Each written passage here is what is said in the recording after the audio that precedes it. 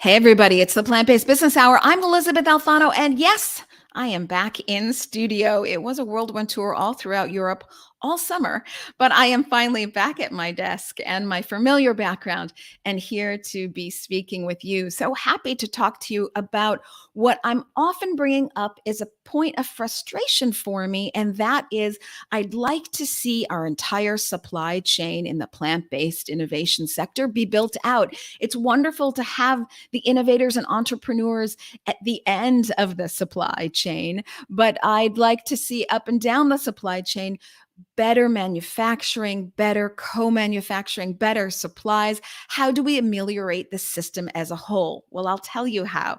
My guest today is a critical part of making the entire chain work seamlessly, meet demand, and be sustainable. I'm honored and, hey, thrilled to have Chief Technology Officer of the Bühler Group, Ian Roberts, with me today. Ian, thanks for being with me.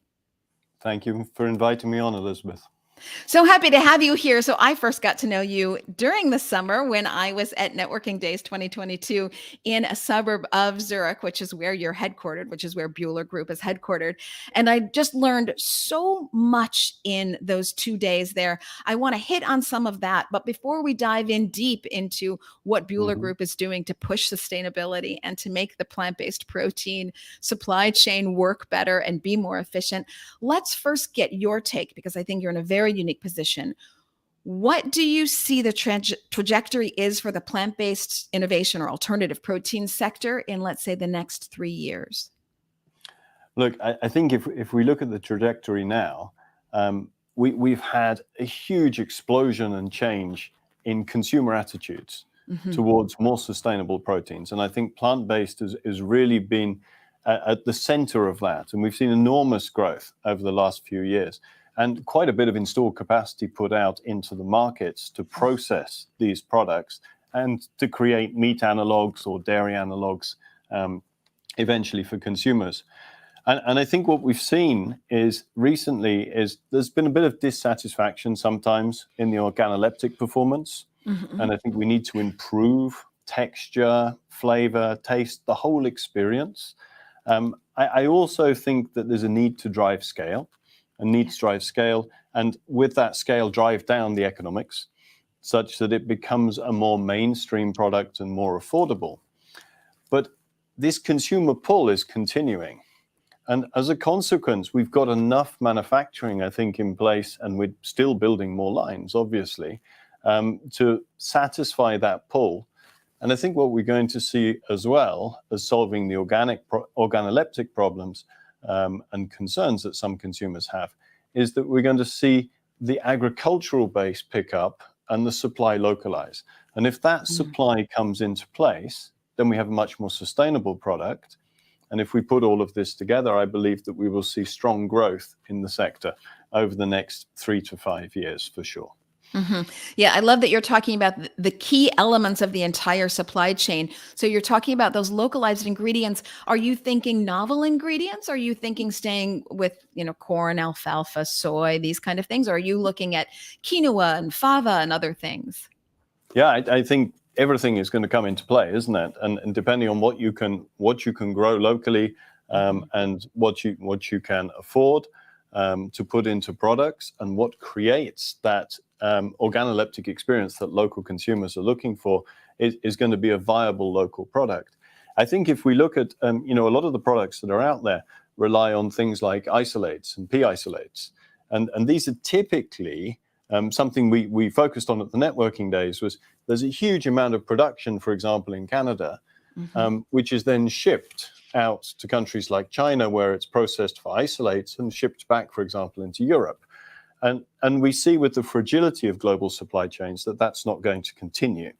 And so we will go local. And when we do go local, we should also go with products that thrive locally as well. And so I think that will unlock even more interest not just in the products, but it will create economic value in local ecosystems as well. I know one of the things that we look at VegTech Invest is we like to see vertical farms, greenhouses, this sort of business that will allow us to grow locally, perhaps maybe that which doesn't grow locally, but you can have the sustainability and still have that creativity and innovation in alternative proteins. So all parts of the supply chain are developing and increasing and growing and maturing. We're trying to mature at the same time. So that's also very interesting that there's so many moving parts and they're all trying to find themselves.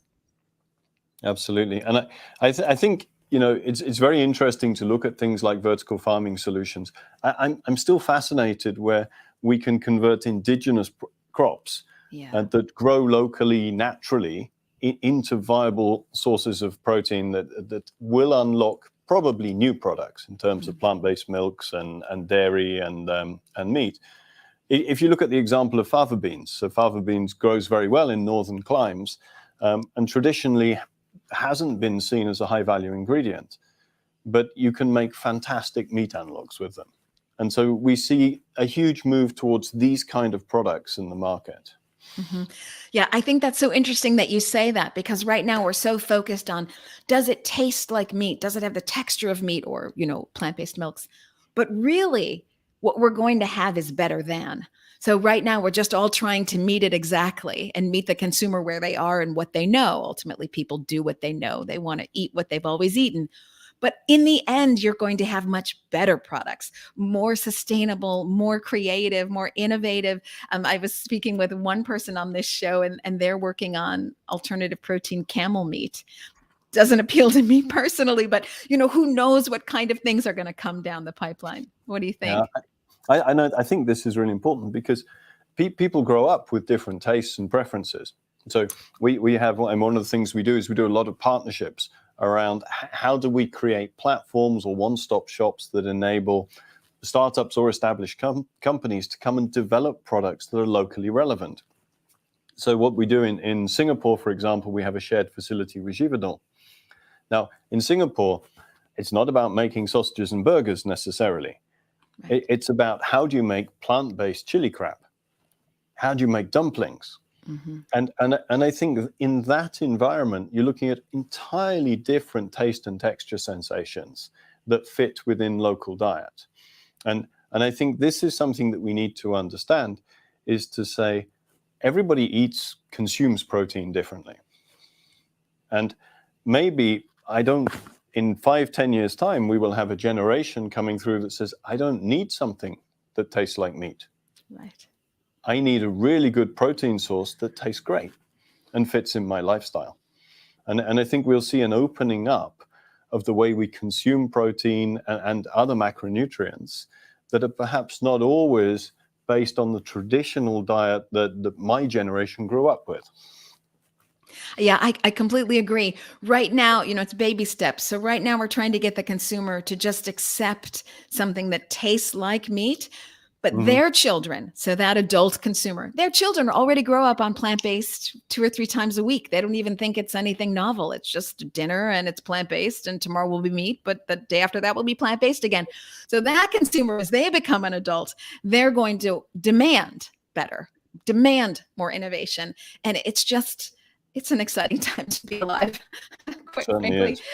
You have opened up so many questions for me, and I certainly want to get to those partnerships, because I think that is one of the unique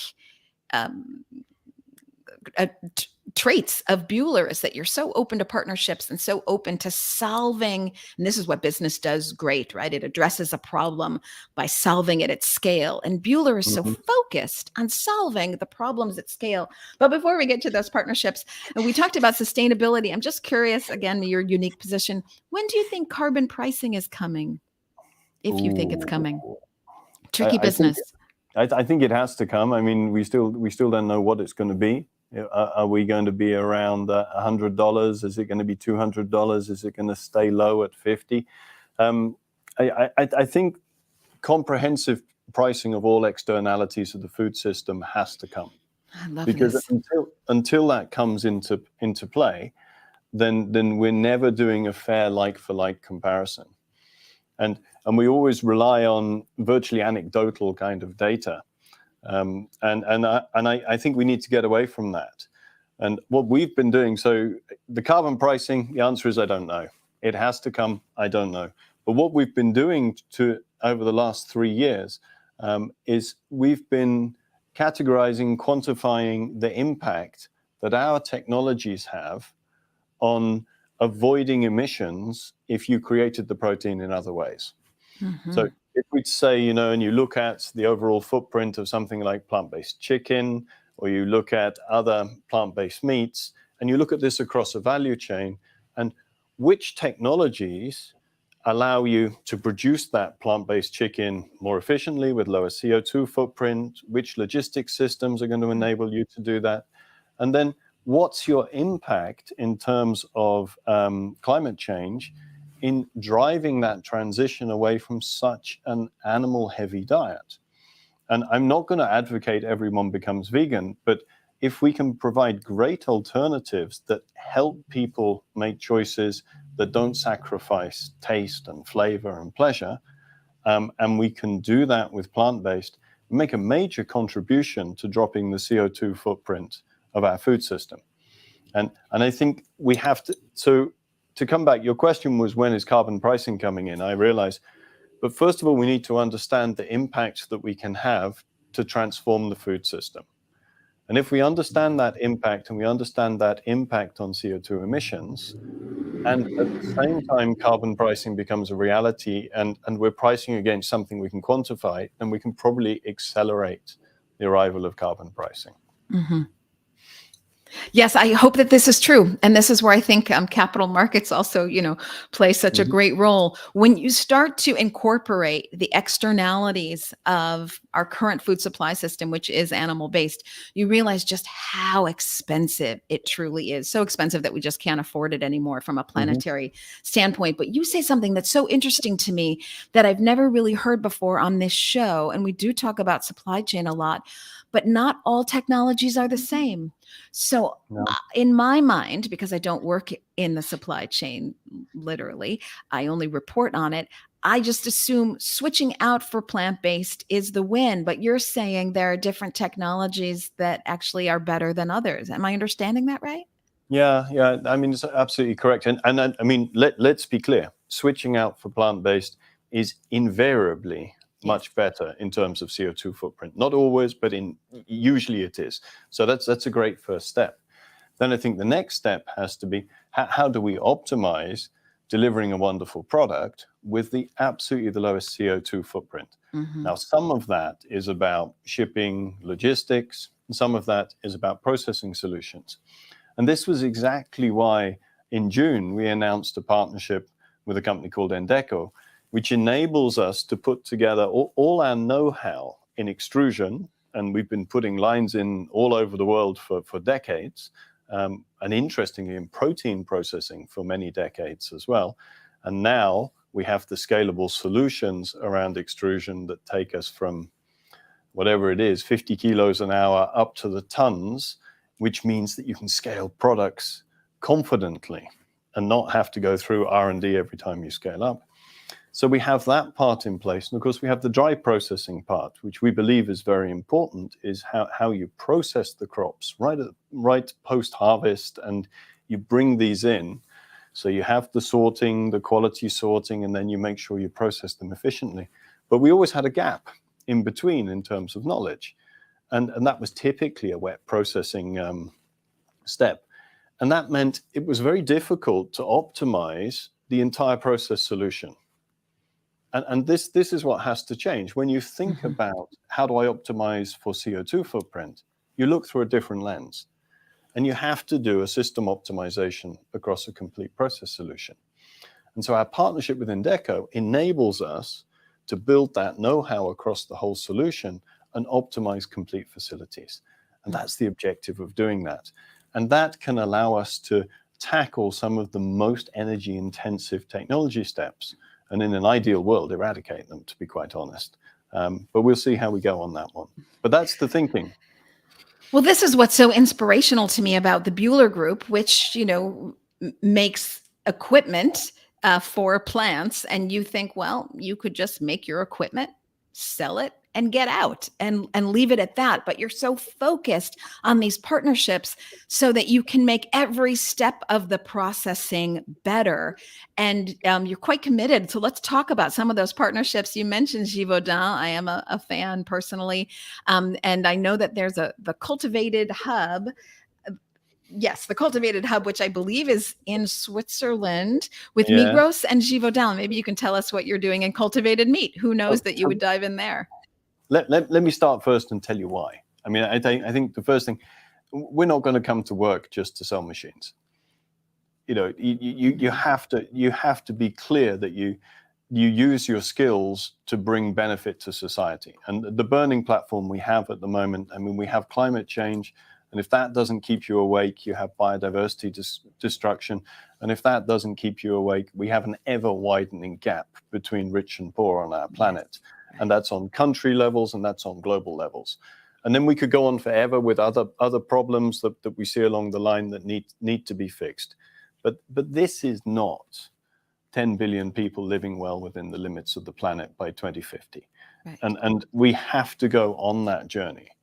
And I think that we all have a responsibility to use the skills, the education, the means, and the capabilities that we have at our disposal to help industry and help the planet move on that journey as well.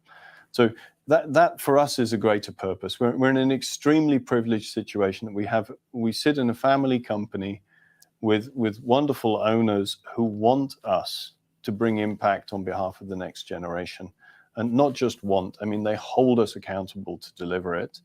And that's very motivating for us in terms of what we do as well.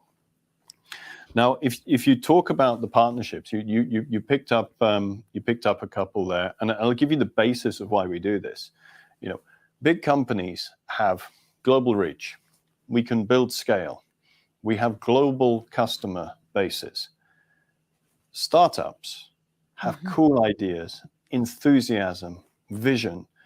But, you know, there's a reason I lost my hair. Yeah, it's because I've spent the last 30 years making mistakes and messing stuff up, and they don't need to do that. All right, they can learn from us, and we can support them to scale their businesses. And if those businesses have the opportunity to be impactful and transition the food system, then we like to work with them. So we looked at how do we drive this? And we for many years, we've been saying, okay, we need to learn how to partner with startups. And it's a little bit of a journey, but if you will indulge me, I'll tell you the journey, because I think it's quite important to give you the context. You know, one of the first things we did was look at how do we unlock new jobs, employment, talent, entrepreneurs across Europe, because I was sat here. And in the end, we brought Mass Challenge, which is a wonderful Boston-based startup accelerator for early-stage startups. It's an NGO, takes no equity in startups, really the rising tide to lift all boats. Tremendous organization with huge success in the US. We brought it and we started it, myself and a group of friends and companies, and we started it in Europe. Now, this is probably now the biggest early-stage startup accelerator in Europe. We had 1,200 early-stage startups apply to our program this year, and over 500 are food relevant and food system relevant. We only consider climate responsible startups. We put a filter on it now because we want to build companies that are responsible by design or have a massive climate impact. And then twice a year, we invite up to 500 startups to apply to partner with our great partners like Nestle, like Givaudan, like DSM, Suzuka. We have lots of wonderful partners, and they build POCs with them to help them scale. So we've been on this journey for a while. And then quickly you realize that what startups lack is access to infrastructure. Sure. So there's know-how and infrastructure. And so we sat down, and we've always had these application labs that customers could come in and use. But you need to make them more global, more relevant. And so when plant-based was really beginning to take off, we sat down with Givaudan and said, okay, I mean, we have such complementary skills. Why don't we do something together? And we picked Singapore to start. And And it seems common sense, doesn't it? That somebody who can tweak the flavor and delight and somebody who can process and deliver the texture should partner. You've got to learn to partner together as big companies. And Yes. I think really, it's a test for us as well as how we work with companies. And we're comfortable that we're learning how to do it. Now we have a partnership in Mista in California, and that will come on board with many partners to provide capabilities to startup. We're doing the same thing in Brazil. We actually, not with Givaudan, but we have a number of sites across China where we are doing this. And I think, and then we have many other sites in North Carolina and Minneapolis as well, in the US on the landmass, where it is possible to work with startups and support them. So I think that's important. What we do with Givaudan is just common sense, creating a way that we join forces with our capabilities to support startups. I can go on forever. No, I just a quick clarification. I want to make sure that I'm following you. With you're saying California and China and Brazil, are these where you have startup programs? Or are you talking about cultivated meat with Givaudan? No, this is where we put extrusion lines for plant-based meat. Sorry. Okay. Plant-based, very much. We work like that. Okay. And I think we built up this capability, and we do a lot of work. We also do this wonderful Scale It Up program with Givaudan and Cargill, where we invite startups and we offer them initially a week of whichever of the partners' R&D and capabilities will accelerate them the most, or a mixture of the partners. And then the winners can have a month of R&D time with us helping them, and they keep their IP. So it's also very important for us that it's not some sort of predative approach to take their IP. It has to be open. Now, you talk about cultured meat. It's a very similar situation that we see is many companies are popping up, and they're raising a lot of money to create pilot facilities to prove that they can raise much more money to try and build a plant. Yes, right, yeah. So we sat with Migros and Givaudan and said, look, again, Migros is a huge retailer in Switzerland. What sort of platform can we put together that helps us really to transition the industry and help these small companies grow faster? Because we all like having customers out there, and obviously Migros likes having products on their shelves that are new, but what can we do to unlock a little bit the growth of the industry? And so we came together to create what we call basically a scale-up platform, where startups can come and they can rent time, space, and knowledge without sacrificing equity, and they can go through their scale-up process from shake flasks to 500, 1,000 liter fermenters or bioreactors. And I think this enables them then to go with confidence into a funding round. They haven't diluted their equity because they haven't raised money to build a pilot plant. And then they can go into the next funding round with confidence and scale up. So that's in the cultured meat space, or the cultured dairy replacement space. We think this is hopefully going to be key and unlocking some of the growth of the industry, and particularly in Europe, but obviously partnering with startups all over the world. Yes, and this is a common point of frustration. I mentioned it at the opening of that. It's tricky business to scale, and VCs are often so interested in the founder with the personality and the big idea, but they don't want to put money into the nuts and bolts of scaling. Yeah. And, it's a little bit self-defeating if you're only investing in the end product, but you have no mission to get there. It doesn't make a lot of sense. And so there's been this bottleneck of co-manufacturing possibilities. And I'm in many ways encouraged to see that fermented proteins and cultivated meat, it seems that the key players, I'll say like the Bühler Group, are starting to think ahead to not have these same bottlenecks. It's encouraging to me. When would this be up and running so that startups can partake? Well, we're renovating the building. We've completed all the layouts. We're hiring the team. We're pulling in the tech at the moment. So I'm anticipating in Q2 we should be fully operational, and we've got quite a long list of of startups that we're discussing with, and I think it's had a very positive response. That's wonderful. But in that space, we also did something else, which I think is important, that we announced in June, because we see that at the moment there's the process know-how in how to scale up plants and build industrial plants predominantly comes out of pharma and biopharma. When we look at cultured meat. And we believe that there is a need to create a very specialist space, which is the process engineering solutions that allow us to create food through precision fermentation and through cell cultivation in a way that is much more cost effective than we think about pharmaceuticals. And this is why we after 2 years of searching and discussion, we decided to create a joint venture with a company called Zeta, who have many years of experience in biopharma and designing plants and overseeing the construction of plants and commissioning, and Bühler, and create a joint venture that is really focused on the process and engineering solutions that are going to be necessary to scale the wonderful solutions we see in cultured meat and precision fermentation for food and for food ingredients, and to scale these to a level that they can take a significant share of the food system. And in a way that we try and do this with the lowest energy footprint possible.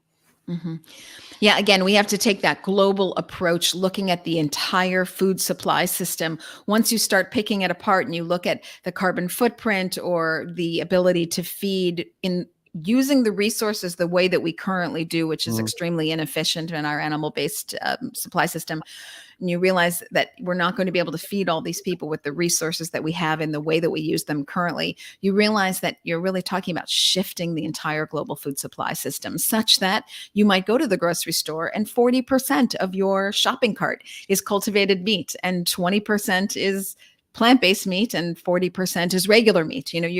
You'll see that combination, I think, in our lifetime. Actually, Ian, I think it will be in our lifetime. And I think the thing we shouldn't forget, I mean, this transformation has to come, but meat consumption is going up globally. Yes, right. Yeah, and whether we want people to be vegan or not, we have to accept meat consumption is going up, and it scales with GDP and it scales with population growth. And what we need to do as well is make sure that the meat supply that the meat that is sold in supermarkets has a much lower CO2 footprint. And we have to look at ways of doing that as well, because that's the biggest and fastest lever we have to mitigate climate change through the food system. Is it possible? I ask that with a bit of sort of, I don't want to be wide-eyed naivete, and I definitely want to hear what you have to say. But yes, when I speak for myself, when I look at lowering the carbon footprint of meat, I think of, okay, there are a couple options, perhaps adding seaweed and algae to food, lessens emissions, but you're still needing to deforest, to grow crops, the scale of meat, I don't think people understand that it's about 80 billion land animals to about 8 billion people. So 10 times more animals. Just think about where they all go to the bathroom. It's not indoor plumbing, so I know what you're saying. Like let's try to make progress where we can, but I'm truly, without being naive, is it possible with that system? Look, I think the issue is if we want to make a major impact in terms of climate change by 2030, 2040, and then has to be done by 2050, and we have to have a huge impact. We've got to remember that if you're changing consumer habits, it tends to be generational. Yes, right. It's quite slow. And it's all very well when Western Europe and the US suddenly gets into double digit on plant-based and alternative proteins. But that's not the same for the rest of the world, where people have concerns that they have macroprotein deficiencies. So I think, is it naive? Is it right? Is it wrong? If we look through the climate change lens, we have to find a way of dropping the CO2 footprint of meat. And there's certain things that we can do, which I think make sense, which is changing, for example, animal feed to chicken and fish. We can do this with insects. So you can go into insect production. And this enables us to drop the CO2 footprint, if we get it right, drastically, or close to plant-based. So if we have these solutions where we embed circularity and we take the green waste from farms and we're feeding the insects and growing the insects and feeding the chickens and feeding the fish, then you make a big step forward. It's not eradicating, but it makes a big step forward. And those solutions are eminently scalable. And now it can be done industrially. So first, tiny bit of clarification there. I was saying I was being naive. Wasn't saying you were being naive, just for the record there. But that's okay. I think sometimes I'm very naive. I'm extremely optimistic. I have too much faith sometimes that people will just do the right thing. So you can also call me out whenever you want. Okay, so the two of us here, a tad naive, let's say, but optimistic. Let's go with that. We're both optimistic. Yep. But I will say, I'll do a small pushback on you and get your feedback on this. My concern about insects, because I've had that conversation before on this show, and perhaps some positives there as an alternative feed for the animals. My concern there is the pandemic risk increases. So if you think that you have pandemic risk, and according to the United Nations, the top 3 reasons for the next pandemic, not this one, the one that we're in now, but the next one, all related to meat consumption, 2 of the top 3 are related to the intensification of factory farming. So I think, oh gosh, we go from having 1 factory farm. Now we have 2. We've doubled our exposure there because we have the factory farming of the bugs for the factory farming of the animals. So my concern for pandemics is there. And I think at how poorly we as a society have been able to control mad cow disease, Asian bird flu, African swine fever, AIDS, Ebola, these things that are zoonotic diseases. And I think it's even more difficult when you have animals that are minuscule. So it's one thing to be able to control a cow. You can see it, you know where it is. And if you need to put that cow down because it's sick and you don't want it to spread, et cetera, it's more feasible than bugs have gotten out of control and how do we roll that back in. So I worry from a societal perspective. I wonder if you have any thoughts on that. Look, I think this could be a long conversation. Yes. But I believe, I think, first of all, you can do some fairly smart zoning across production lines so you don't have cross-contamination, and that if you have a disease outbreak, you could contain it. I think that's the first thing. I think secondly, if you have a breakout of insects, particularly in the northern hemisphere, since the majority of insects use the black soldier fly, it's too cold for them to breed. Now, if we have too many more heat waves, that may not be the case, but it's too cold for them to breed, and their life cycle is short. So the cross-contamination risk, I guess, is a little bit contained. I think the intensification of farming, I think the transfer of diseases, that's a very real risk. My view is we're going to face it. Yeah. We're going to face it. We can have a discussion all day about is it right or is it wrong. If we say we want to mitigate climate change, then we have to be pragmatic and find the best solutions. And we have to do that whilst ensuring adequate nutrition and food supply to a growing global population. It's tricky business, no doubt, because you push on one lever and another lever raises. So again, that's why I appreciate Bühler, which could sit on the sidelines and just sell equipment, that you're not doing that you're looking at a global perspective and trying to move each chess piece just a little bit to get that right game going, if you will.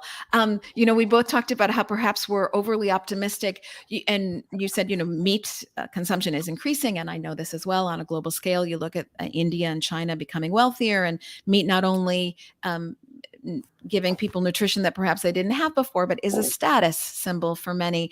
So I wonder, in my optimism, could it be that emerging countries take the 5G approach and that they skip animal proteins altogether and the cool factor or the status symbol becomes alternative meats. It's, I don't know if you have a thought on this, but I'm wondering if, maybe they'll be more advanced than the US and go straight to plant-based meats. Yeah, it's an interesting question, isn't it? I would say if they are to, then we have to ensure availability, affordability, yes, and relevance to tradition and local diet. And because if we don't get that right, and of course, I mean, obviously it's food, so it has to taste great. We take that as a prerequisite. If we don't get that right, then there is no basis to skip a generation. And so yes. I think that's where we need to come, and we come back again to the topic of scale. Mm-hmm. Can you scale up? We come back to the topic of scale, but I'd also like to address, and you and I could talk for hours, we have to get the taste right and got to get the pricing. And we talked in the beginning that maybe consumers aren't as happy with what we're doing as they could be, and we're all here to make it better. Again, your guidance herein. But I would argue, as we look around the world and we see negative headlines popping up, not just around climate and war, but also maybe around plant-based and if consumers are repurchasing, et cetera. And I say that while we work out our challenges, and there are challenges when you're trying to shift the entire global food supply system, none of the key stakeholders have left the table as I see it. The consumer is still wildly interested, wants a better nutrition, better health profile. They're still interested. Companies like Bühler, but also companies like Nestle, Danone, JBS, Hormel, folks, Hormel. I mean, they're still at the table, these meat companies, interested in getting the climate risk off their books, the pandemic risk off their books, the cost of goods sold of having this middleman being the animal that takes up so much resources, bad for business, really. So they're all interested in innovation. The entrepreneurs haven't stopped. Mm-hmm. They're there to solve the world's most pressing problems. And even the farmer, I think, as I have conversations, is interested in, could this be a better situation for them? And I think it could. So we have lots of business conversations here, but of course the farmer is always top of mind. And now you see governments getting involved. So you have all the major stakeholders still at the table. Would you agree? I wouldn't say they're still at the table. I think they're accelerating their efforts and increasing their efforts. I mean, all those companies that you talked about, obviously we know them very well, and they are driving at full speed. And I think it's very impressive. And they're focusing now on making sure that products absolutely delight consumers. Mm-hmm. And if products delight consumers, people will buy them. And then if you can build them at scale and drive the economics into place, they delight consumers and they become affordable. And then we can reach more of the population. And that drives a higher degree of impact as well in terms of climate change, but also in terms of land use. And if we can reduce the land footprint, then we can fight the battle on biodiversity and restoration. So I share your optimism. I see wonderful startups. We work with great people. We work with VC funds, people like Big Idea Ventures. I'm sure you know Andrew, with Sean O'Sullivan, with other investors in this space, and we're connected with them. And I only see momentum building. But what I see as well, which reassures me enormously, is I see realism. Because we're moving away from this hype of investment where I think people thought, okay, it's food, it scales globally overnight. No, it doesn't. It's capital investment heavy. It takes time to build a plant. It takes time to drive consumer preference. You need to have market access. Mm-hmm. You need to be able to run a supply chain effectively and a quality system. And all of these things that take time, and they take competence, and they take skills, and they take investment. And I think if we can be much smarter about the fact that we're not going to scale an industry and we're not going to change an industry overnight, but we are going to change it step by step, progressively, and we have to do it correctly, and we have to build it in a smart way. And I think this encourages me as much as anything else, is that we have a level of realism has set in about the rate in which you can change things. So I'm hoping this means that investors don't get cold feet because they don't get an exit in 12 months, that they really are in there for the long term to grow companies that are sustainable. Yeah, we're talking about patient capital. Absolutely. Must be patient capital. That is their good stewardship for the planet, to be patient in capital, because it does take time. And as you say, it does take know-how.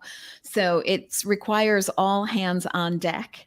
But I will say we've been talking a lot about getting there by 2050. And one of the things I learned at Networking Days 2022 in Uswil, the headquarters of Bühler, is that when Peter Bacher spoke, who is the CEO of the World Business Council of Sustainable Development, he said, correct me if I've got this wrong, folks, we really need, I'm paraphrasing, folks, we really need to focus on 2030. Because if you want to make the changes by 2050, you have to put things in place by 2030. Absolutely. So the time that we have is even less than we thought. And I take his comments seriously. So again, so deeply grateful for the work that Bühler is doing. It pains me to do this because I really could talk to you for hours, but I did promise you that I would get you out on time. So I have a couple of quick exit questions. These are meant to be kind of off the cuff, no premeditation, 1 or 2 sentences. What do you wish you knew 10 years ago that you know now? I wish I'd understood, I think, how fragile and how lacking in resilience the global food supply chains are. And that we could have, by design, taken action to build them to be more resilient and to mitigate a little bit the impact we see with some of the events around the world today. Yeah, major. In many ways, I see like, oh, we didn't see it coming. And then in many ways, I think, how could we not see it coming?